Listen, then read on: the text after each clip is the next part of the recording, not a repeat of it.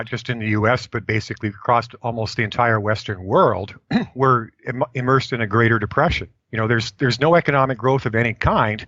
All we have are falsified statistics designed to pretend that these economies are growing. Because if you look closely at the numbers, there's no possible way that anybody who understands what the numbers mean can believe that these economies are actually growing. I mean, do you think we're in a recession? Depression. So you're going as far as a depression. And I mean, all you have to do is go to your local shopping mall. There's been a massive construction boom in residential housing. But there's no new shopping malls being built in Canada or in the U.S. In fact, I think it's been well over a decade since a single major new mall has been constructed in the U.S. So the question is, you've got all of these new houses being built, all of these new apartment buildings being built, and of course our population's growing. Well, where's the commercial space to support all of this residential development?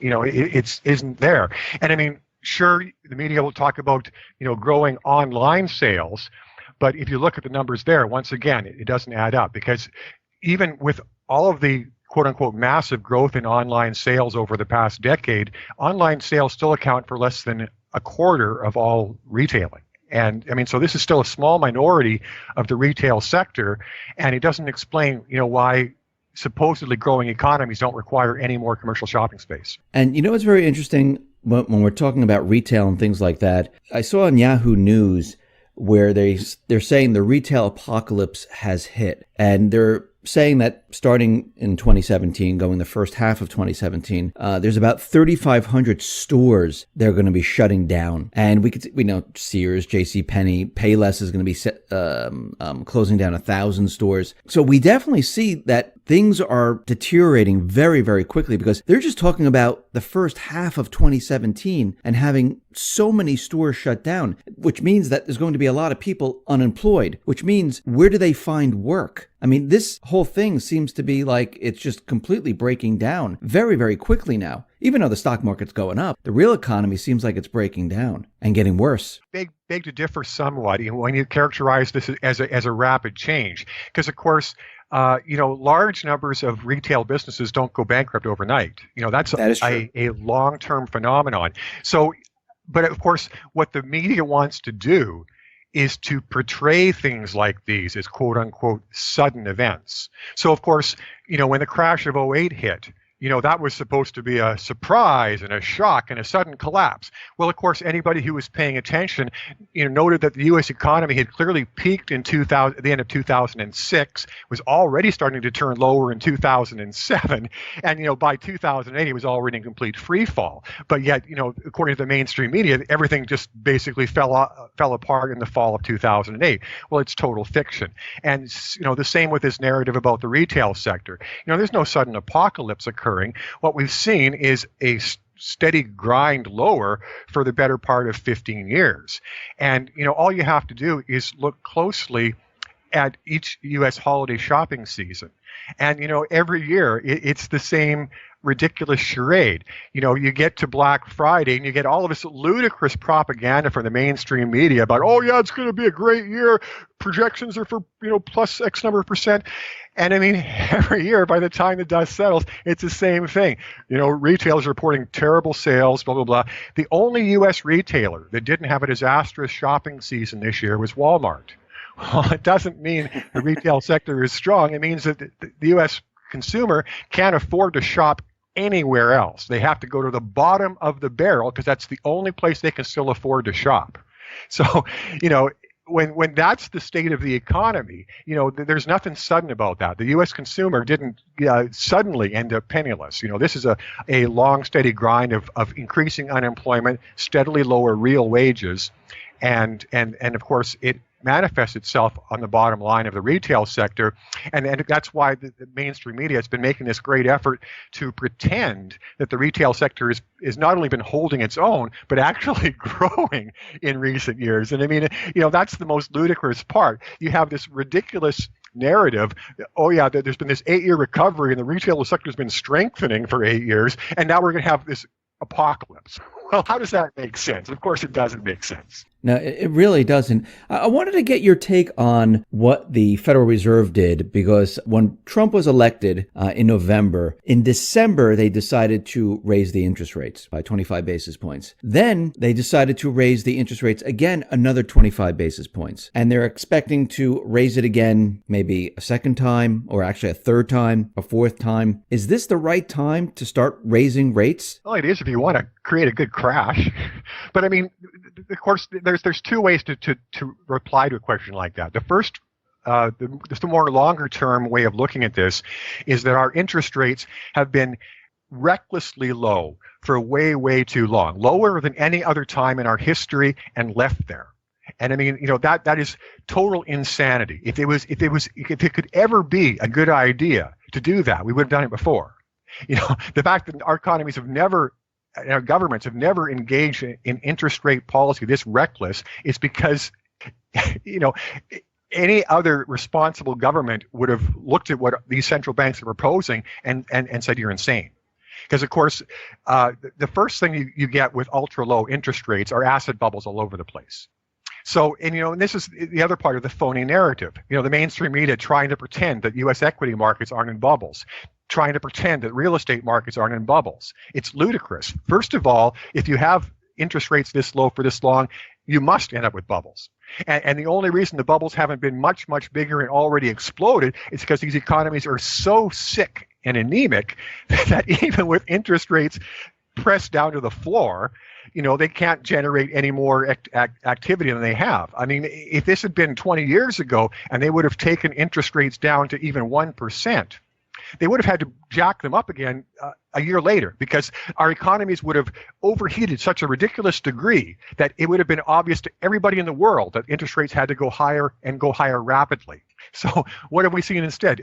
8 years of 0% interest rates, and then rates now creeping up higher at the slowest rate in history. It's so we need to have higher interest rates, because having interest rates this low is incredibly damaging. It destroys the savings of everyone with any savings. It kills people on fixed incomes, because of course they're not getting any interest on their savings, and of course people that are supposedly having cost of living adjustments in their fixed payments are getting no adjustments because these lying governments pretend there's no inflation.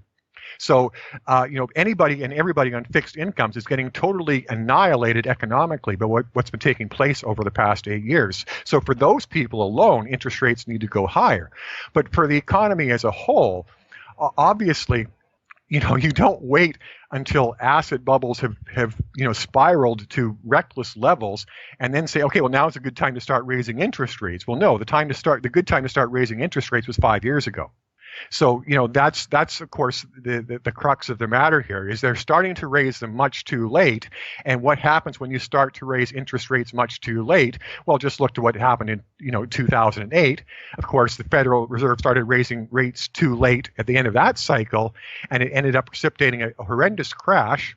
And now, of course, we've had rates frozen at much lower levels for much longer. The central banks are much later in beginning to raise the yield curve up, so they're going to create a much worse crash. It's just ABC. How many interest rate increases do you think we're going to get before things start to really wrap? I mean, you're saying we're in a depression already. I mean, I say we're in a recession. You're saying we're in a depression. Are they going to be able to get to the next one or the one after that? Well, I mean, there's different ways of approaching this.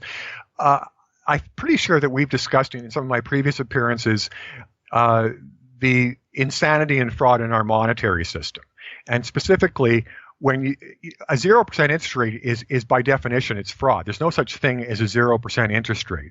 By definition, an interest rate is a positive number. It's the price you pay for the use of capital. The use of capital is a valuable thing. You can never have free capital. That's inherent fraud. If you were to try to do in your own personal financial affairs, to do some 0% interest loans, and then you reported those transactions to the IRS would say to you, no, Dave, what you're calling a 0% interest loan is a sham transaction. We're going to call it what it really is. We're going to call it a gift, and we're going to tax you on that basis. So when the Federal Reserve claims to have been loaning trillions of dollars to Wall Street banks at 0% interest. That's not what happened at all. It gave trillions of dollars to the Wall Street banks.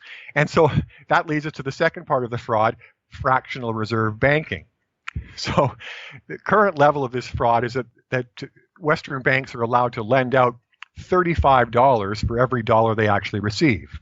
Well, when you receive dollars at 0%, you can lend them out at 0% and not lose anything. So these fraudulent central banks and fraudulent big banks, first of all, create the fraudulent money at the central bank level.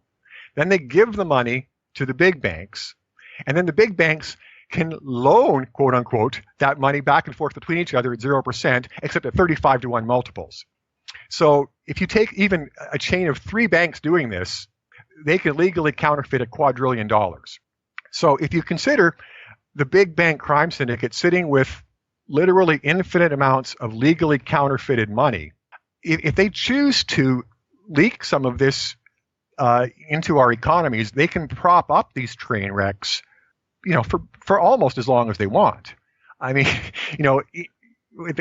you can extend insanity infinitely long if you have infinite amounts of funny money to play with.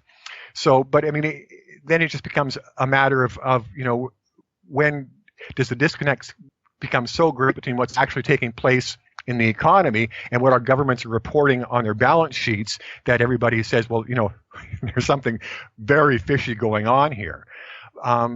But absent the banking crime syndicate propping up our governments with their funny money, there's very little capacity to withstand interest rate increases in any of these economies. So we have interest rates moving up. We have the real economy, which is in a depression. And then we have the debt ceiling, which came up March 15th, but it looks like we did not hit the $20 trillion mark. Looks like Trump was able to cut some of the budget, and he was able to bring down the debt about $100 billion or so. So it looks like we're at 19.8 right now. Now, from what you're looking at, are they going to raise the debt ceiling once again and kick the can down the street and say, okay, we'll revisit this 8 months later? Well, of course, I hate to be doing this to you again, but there's 2 ways I can answer that question. So just to start with, what the U.S. calls its national debt is a totally fictitious number that has no resemblance at all to the real world. I'm sure you've heard many times in the past about how the U.S. has this absolute mountain of quote-unquote unfunded liabilities, and that people such as Lawrence Kotlikoff are estimating that those unfunded liabilities total approximately $200 trillion. So, talking about a debt approaching $20 trillion when you're acknowledging that there's $200 trillion in obligations that you're not putting on your balance sheet, makes the $20 trillion a totally fictitious number. And part of the reason it's fictitious is direct government fraud.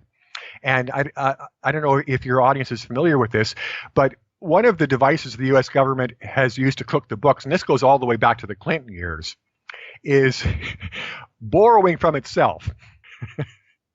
And of course, the fraud there is that the U.S. government has various quote-unquote trust funds. And I'm sure all of your listeners know what a trust fund is. That's a pile of money with very strong safeguards in place to make sure it can't be encroached upon for the wrong reasons. And so the U.S. government has all of these trust funds, Social Security, Medicare, blah, blah, blah. And of course, it means that that money is only for one purpose. The Social Security Trust Fund is to pay Social Security premiums. The Medicare Trust Fund is to, pay for Medicare, et cetera. Well, what the U.S. government has been doing is borrowing out of these trust funds. I don't know if any left in them. So of course, this is total fraud, because if it didn't borrow these dollars, it would have to report them as debt. But by borrowing from itself, it calls this borrowing a liability. So the U.S. government has fraudulently converted trillions of dollars in liabilities over the past 20 years into quote-unquote unfunded liabilities through this fraud of borrowing from itself. So, the U.S., even in the most narrow definition of national debt, the U.S. is way over 20 trillion already. It just has been engaging in such fraudulent bookkeeping that if a corporation ever tried to do it, people would be going to jail right, left, and center instantly. I mean, no doubt about it. Even in the lax accounting rules of the United States, corporations could not get away with what the U.S. government is doing for 2 seconds.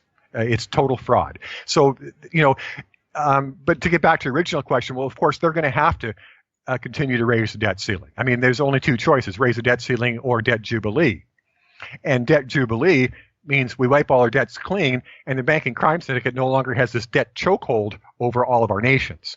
So, that's going to be the last thing that ever happens. So as long as these nations can pretend that they're not completely bankrupt, they're going to keep raising their debts and raising their debts. And look what happened with Greece. In the quote, Greek crisis from last year, Greece begged to be allowed to declare bankruptcy. And the ECB and the EU said, no, we're not going to allow you to declare bankruptcy. We're going to force you to borrow more money. So what could be more insane than that? What could be more insane than forcing a bankrupt entity to borrow more money? So, if that's what's happening with Greece, then, obviously, what's going to be happening with the rest of these nations is just continue to pump the levels of debt higher and higher and higher until, there's no capacity for the system to hold together any longer. And you see, and this is also a big part of the reason for fraudulently manipulating interest rates this low, is if interest rates were at any quasi-rational level, these deadbeat debtor nations would have already been driven into bankruptcy.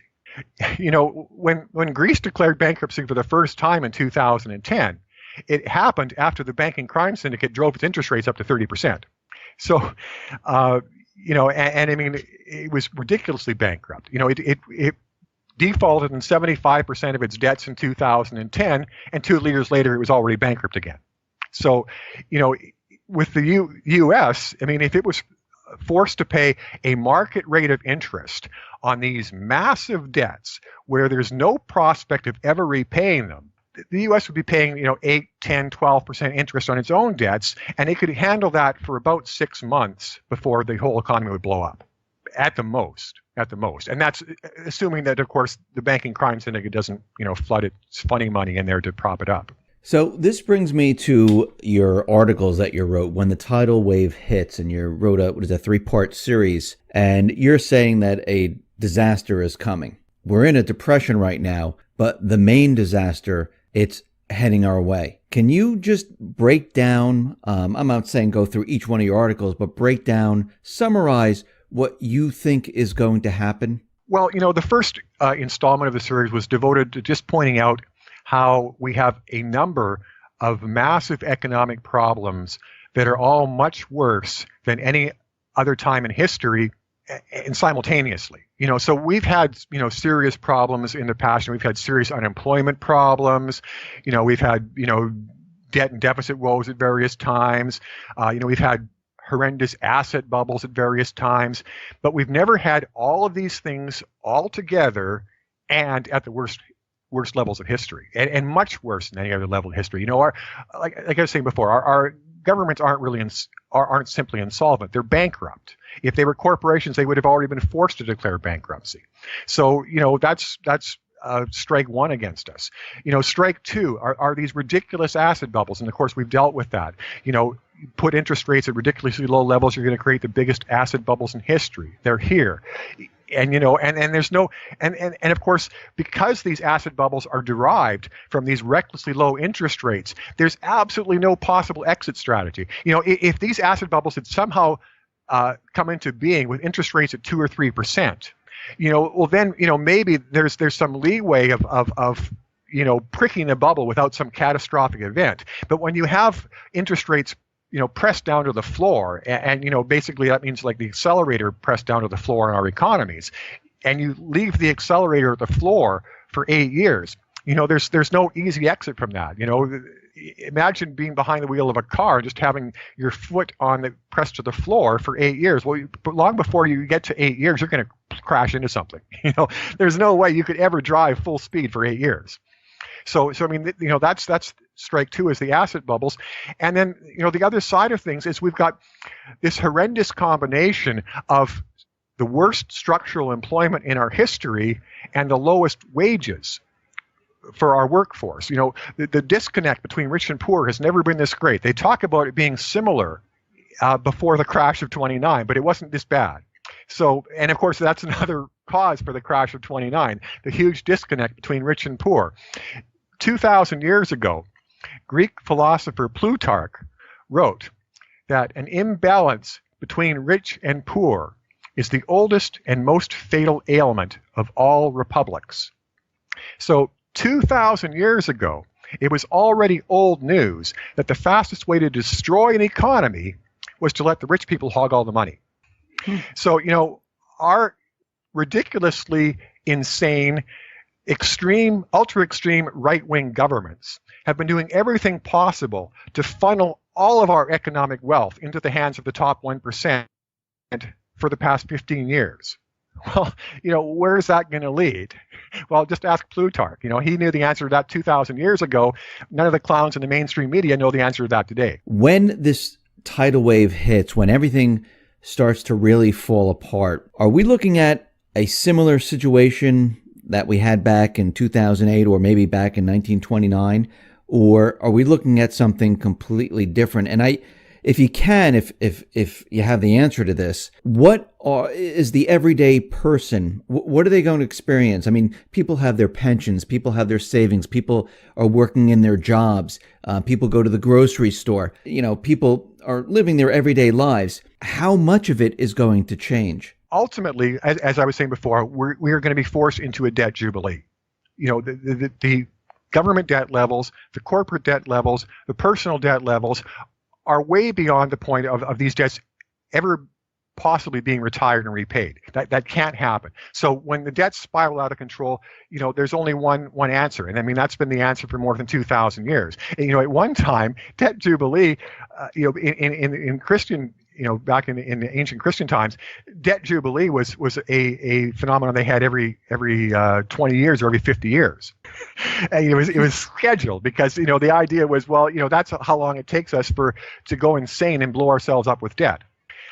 So this is there's nothing controversial about saying we're heading to debt jubilee. It must happen, but before we get there, how bad can things get? So look at Greece.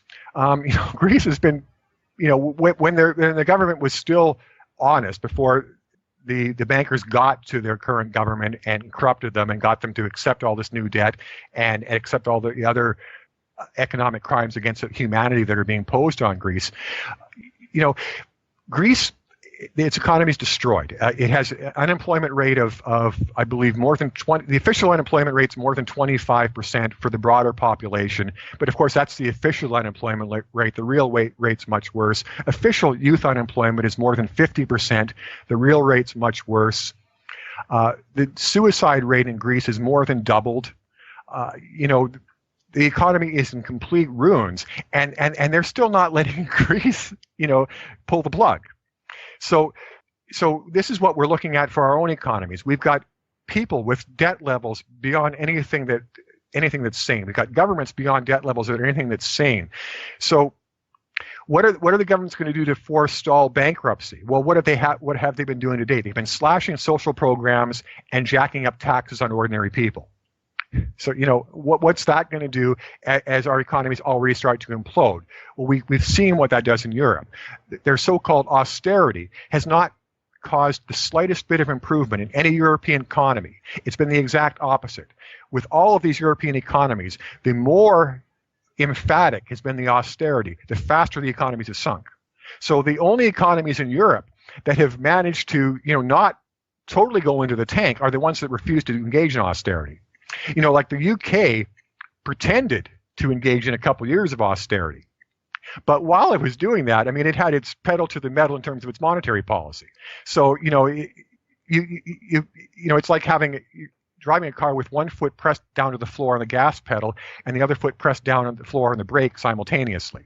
That's what the UK was doing. But for the other European, economies, the so-called BRIC or pigs nations, I mean, they've been basically in pure austerity mode, cut, tighten, and just dying. It's the equivalent of somebody with severe anorexia going to see a doctor, and the doctor saying, "Oh, well, I think the best thing for you is to go on a diet." What's that going to do? It's going Yeah. to kill the patient. So that's what's been happening in Europe. These economies that were already ridiculously sickly because there was not enough capital circulating in them have been imploding because the government is sucking more capital out with austerity. And conversely, Iceland refused to touch its social programs after the crash of '08. While other Western governments were butchering their social programs, Iceland was butchering its big banks, and it left its social programs intact. So, of course, today, Iceland has the strongest economy in the West, and everybody else is going bankrupt. But so to sort of backtrack to where you're going originally, so, what we're heading for is going to be so much worse than the crash of '29, because in 1929, people were still solvent at the household level. Our governments were completely solvent. Corporations were, with occasional exceptions, solvent.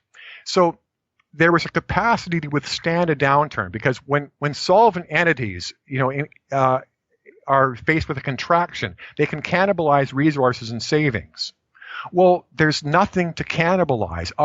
Our governments have been doing all of their cannibalizing during the so-called good times. They've cannibalized everything they could, and that's so. That's why we've gone past the era of quote unquote bailouts, and we're now in the era of quote unquote bail-ins, because when the big banks come screening for their next handouts, i.e. their next round of blackmail, there's nothing at all that our governments can hand to them. They've got nothing left anywhere. So the only thing they can do to satisfy the appetite of these criminal big banks is start stealing out of private accounts of ordinary people. So that's what the bail-in's all about. There's nothing left for our governments to cannibalize, for anything, and certainly not for the crash in our economies that's coming. So, this is the problem. We're facing the worst crashes in history spread across every facet of our economies, with no resources to withstand even the slightest downturn. Now, do you think savings, pensions, the dollar, do you think that that's going to disappear during this crisis? Because when we go back to 2008 and you heard them talk that, people wouldn't be able to get cash out of the ATM, insurance companies like AIG, the big banks, they would all go under. If you're saying this is going to be worse than 2008, then we're looking at a catastrophic failure of the system, where even the funds people have, that's not going to be accessible. They're not going to be able to get to it. Well, okay, so the catastrophic failure in 2008 was our weak governments caving into blackmail. The only responsible strategy in 2008 was to put all the big banks to death immediately. And that's capitalism. In capitalism, a quote-unquote recession and quote-unquote deflation is a healing mechanism. Deflation is what occurs in capitalist economies to purge malinvestment and to purge bad debt. So this, of course, is why this banking crime syndicate is insanely phobic about deflation, and why they have their propaganda machine preaching to us over and over again that deflation is the worst thing that could ever happen in the universe, because it's the worst thing that could ever happen in the universe for the banking crime syndicate. And so this is the whole point, is that there's no capacity in the system to withstand what always happens in a downturn, which is deflationary pressure. So, in the Great Depression, for all the horrors of that episode, there was never any danger of our governments going bankrupt. There was a long period of retrenchment and a lot of bad debt and malinvestment to purge, but that was what healed the economies. The Great Depression wasn't the disease. The Great Depression was the cure. The disease was what happened before that. So, what's going to happen to our economies is what has to happen to heal these totally hollowed out economies where everything has been skewed. Like all of the wealth in our economies has been misallocated. So in any rational economy, the financial sector is not 25% of the economy.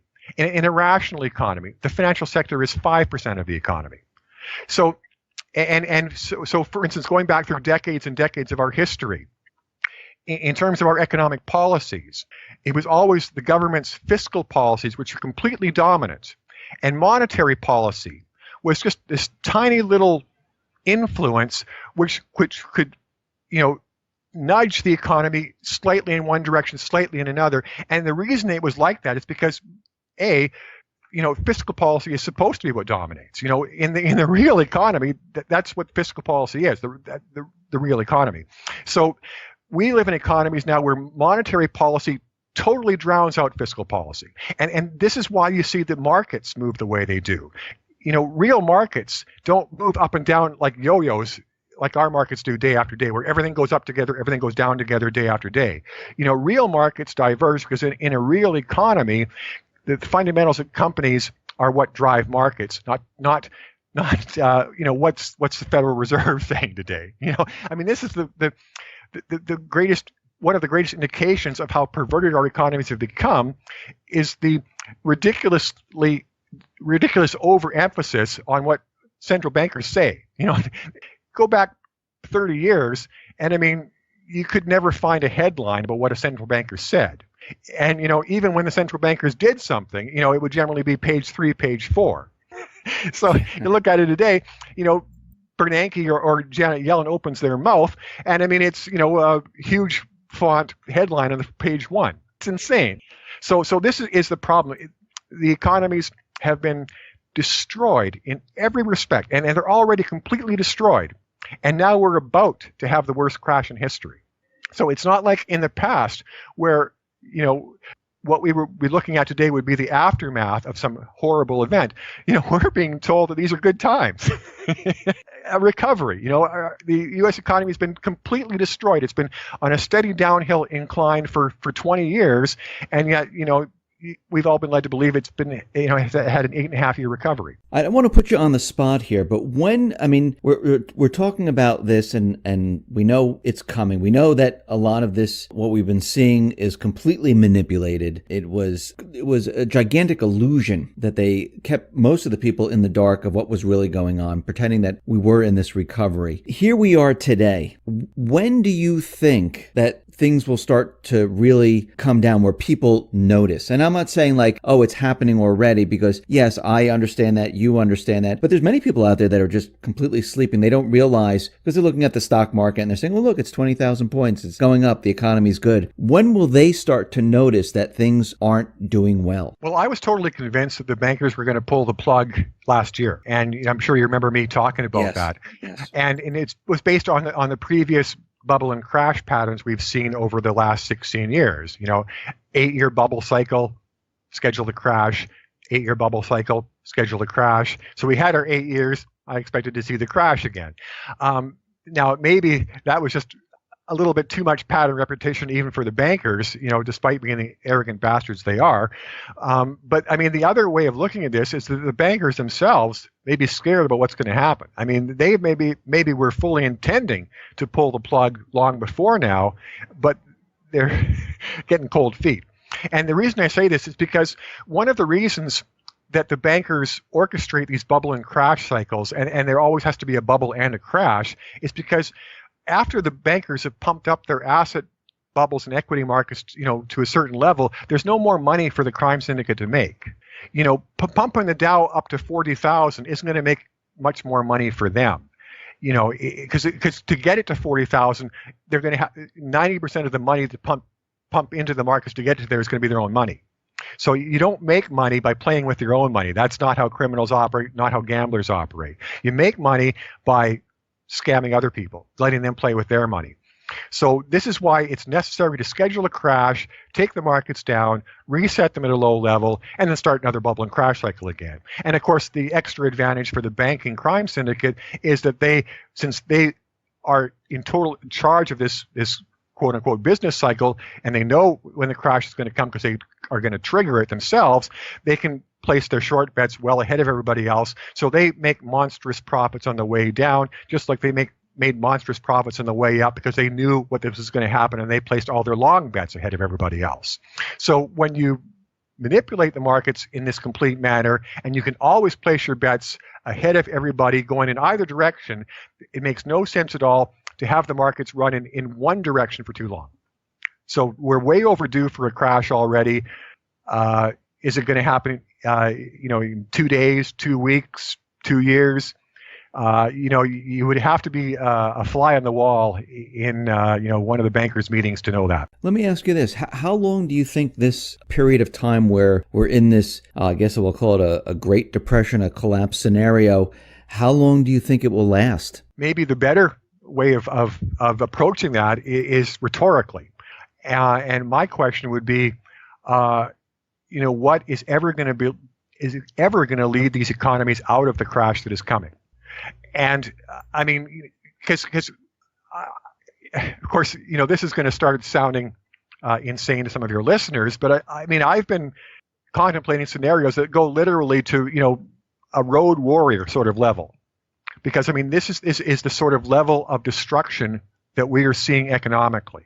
If there was even a semblance of legitimacy in our governments, they would have pulled the plug on what's been going on several years ago. It's the fact that all of these governments are hopelessly corrupt and completely owned by the bankers that it's been allowed to go on this long. And once again, I'll refer back to Greece. Greece managed to actually get an honest government elected, stayed honest for several months, and Greece was begging to be allowed to declare bankruptcy. So, I mean, that's the real state of the world, is we're dealing with a lot of bankrupt governments. And, the plug should have been pulled long before now. And of course, as with any scenario, when you go into extremes, the more extreme that things get, the worse the consequences are. So, we're so much past where the plug should have been pulled. I mean, if we go back to when we supposedly emerged from the crash of '08, in my wildest dreams, I did not think we could get through 2010 before everything fell apart.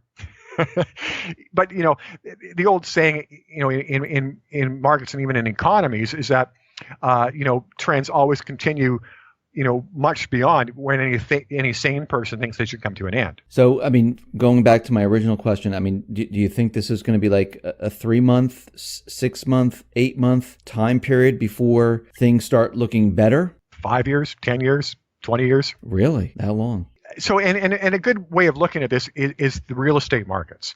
So, Western real estate markets are all in ridiculous bubbles. The U.S. market had a partial deflating of its bubble in the crash of 2008, but only a partial deflating.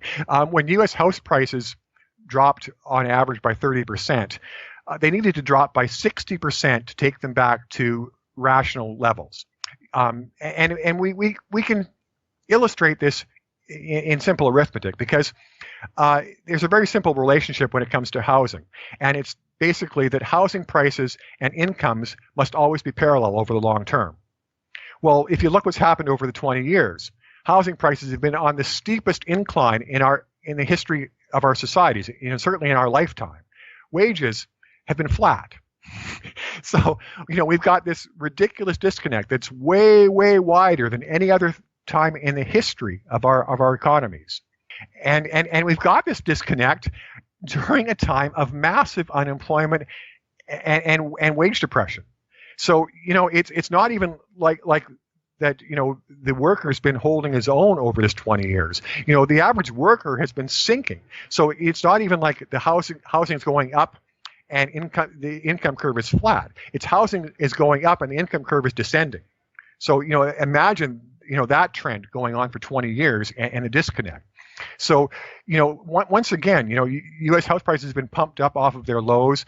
The U.S. housing market has to drop about 60% to get back to rational levels from where it is right now. But what they already discovered after the crash of '08 is they can't take the housing market all the way down to the bottom in one gulp. Even when they took the U.S. market down 30% after the crash, in the crash of '08, what they discovered was they were driving homeowners into foreclosure and bankruptcy so quickly that they couldn't even foreclose as fast as they needed to.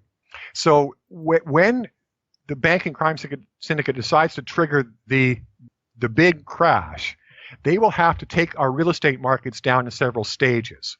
It probably is going to be like a 15% crash really fast, and then it'll supposedly level off so that they can process all the people that have been wiped out and steal their homes. And then there'll be another 15% crash and a supposed, leveling off, and then, steal all the homes from those people. And then another 15% crash. blah, blah, blah. And of course, it's even worse in Canada. There's been no correction in Canada's housing prices.